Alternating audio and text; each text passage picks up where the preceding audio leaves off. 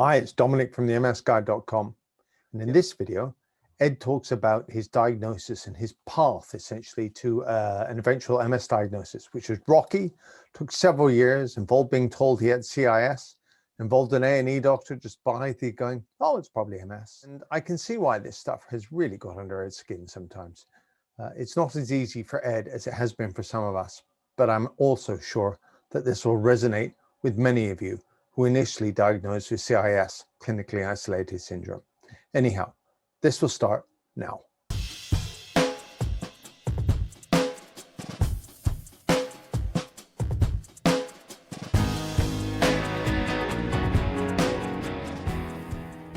You know, I've listened to some of your interviews, and people are saying, like, you know, they had symptoms, and looking back, they had symptoms a long time before their diagnosis and everything. Yeah. And it came to fruition very quickly once they've had MRIs, and they kind of go, yeah, you've got MS. So with me, it was very different in the fact that, you know, I was, you know, I'm a mortgage broker by trade. I was living my normal life. Finished a 12-hour day at work one day, felt knackered, but didn't think anything of it. Woke up the next morning. When was this? August 2015. Woke up the next morning, just pins and needles down kind of the whole left side of my body. Again, you don't think much of it. You know, you don't think much of it. I had coffee outside, a cigarette, smoked at the time. And I said to my at the time wife, yeah, it's pins and needles. It feels a bit weird, but that's it. And then I, you know, walked to work, noticed that my leg was dragging a little bit, my foot was clipping the floor.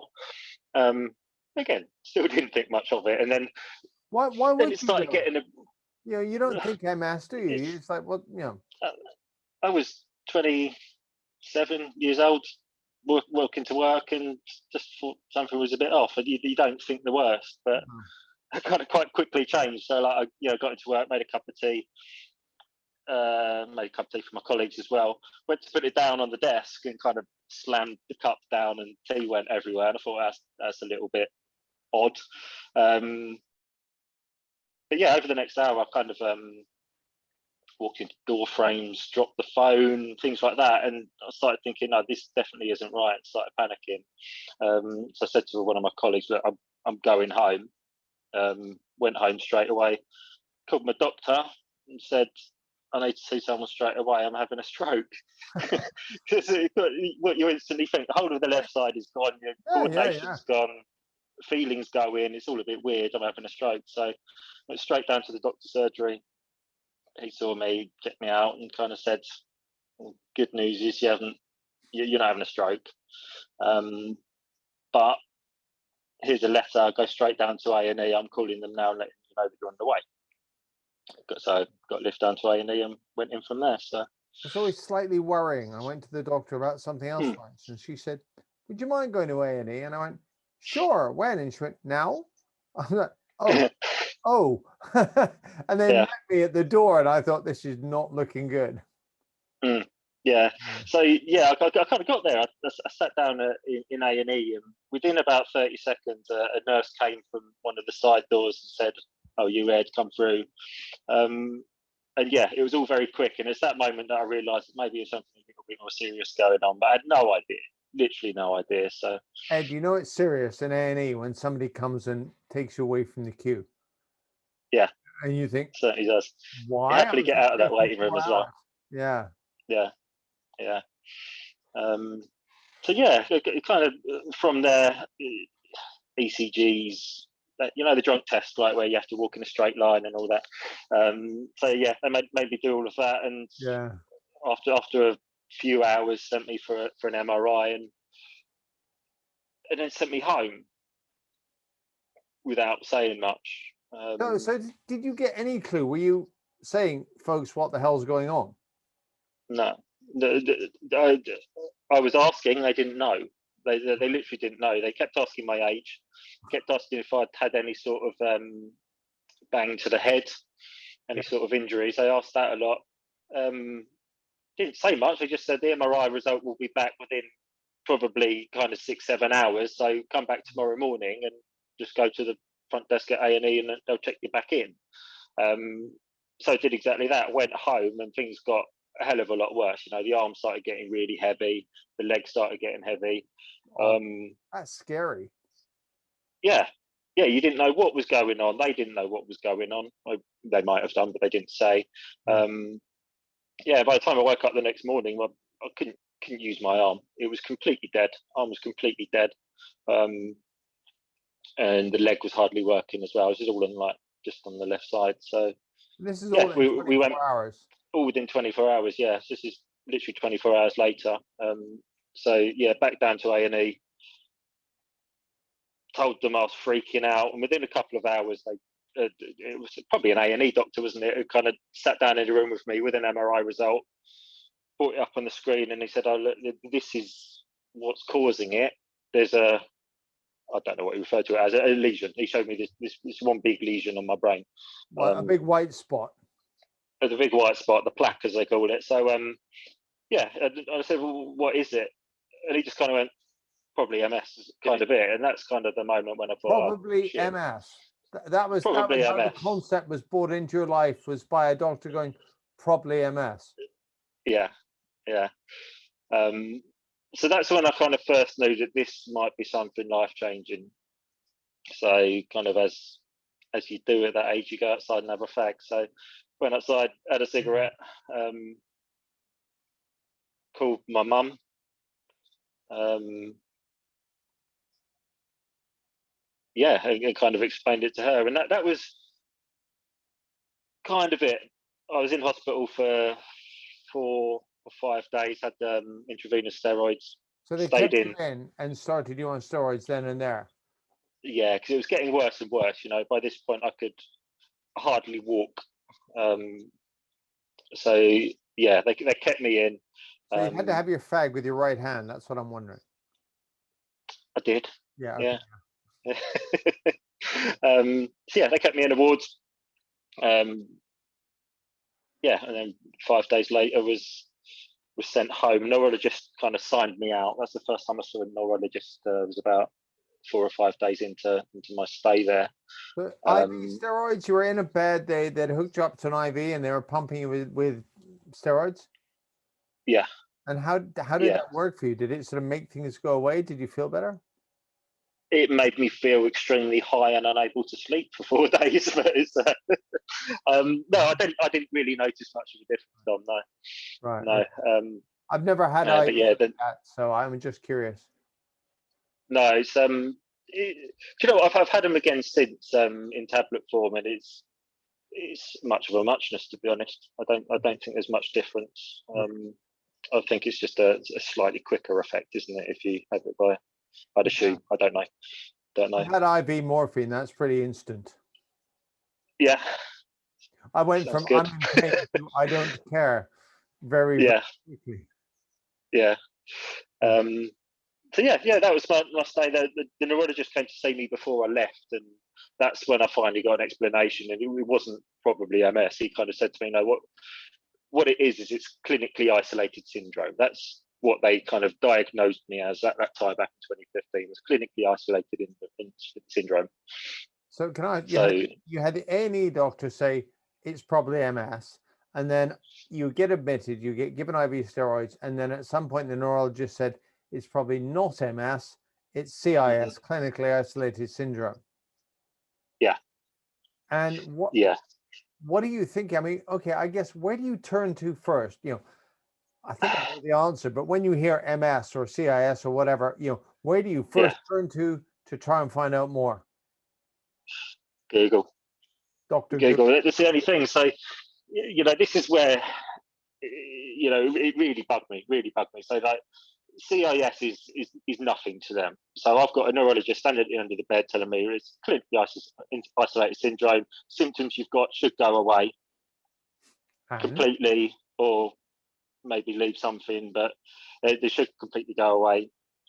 And that's it. And he was quite ready to walk away at that point, but I was trying to keep him there, asking him some questions and stuff. And I kind of said to him, from what I know, this can turn into MS. Obviously, I spent 4 days by bedside Googling.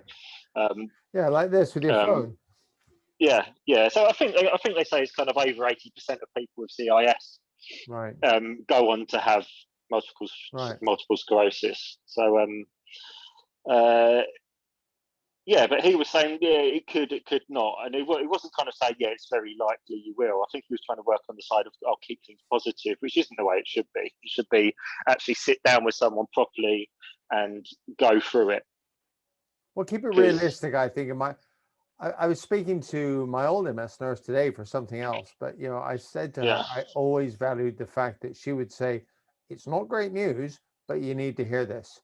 And I just that's my view is, it may suck, but I want to know. I don't want you to like roll this round in sugar and present it to me with a bow on top as a maybe. Yeah. So you've done all that. You've done the phone. You're at the EMS. Then you've got this neurologist, young, old, male, female. Do you remember? Probably early 50s, male guy, smiled too much.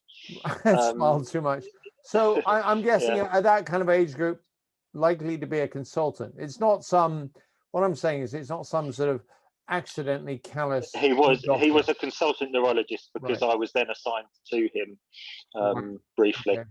So yeah, they kind of said CIS, crack on with it. Any problems, obviously, come back to A&E. Go home. We'll check in again. And I think they said 6 months' time. I just left to go home and to my own devices. But yeah, it wasn't for another over 2 years before I actually got my diagnosis of MS. So. Did it? I'm not trying to be facile. Did it sink in? When you got home and spoke to your then wife and sort of said, "This is all going on." I mean, apart from being freaked out, I don't understand how they don't. I think all neurologists should be temporarily disabled in some way, not to hurt them, but just so you know what it's like when you want to move your hand and you can't. Because I'm not sure there's that appreciation of what it's like to be me, with it. It's a tough one. So, having MS, you need people around you who know what they're talking about to support you. You do. And anyone that says otherwise is a liar. Now, when you're initially diagnosed with CIS, you haven't got MS. You don't have access to MS nurses. You don't have regular contact with a doctor. You don't know who to turn to. You've got forums, Facebook, Twitter, that sort of thing, but you don't really know. You don't know what to do. Now, if you look on the forums and search up CIS, what a lot of people call it is kind of limbo land. They call it limbo land is the time between it being that one-off episode and multiple, hence multiple sclerosis. So, yeah, it's literally you got no one to turn to. No one to kind of support you at that time. I had no idea about that. I've had MS 27, 28 years or something. It's the first time I've ever been told or realized that CIS leaves you in this sort of limbo. You have no one to turn to. So 2 years go by. I guess something else happens, which ends up with you falling into the system. Should we say? I mean, was it minor or was it? Yeah, it does. So it's.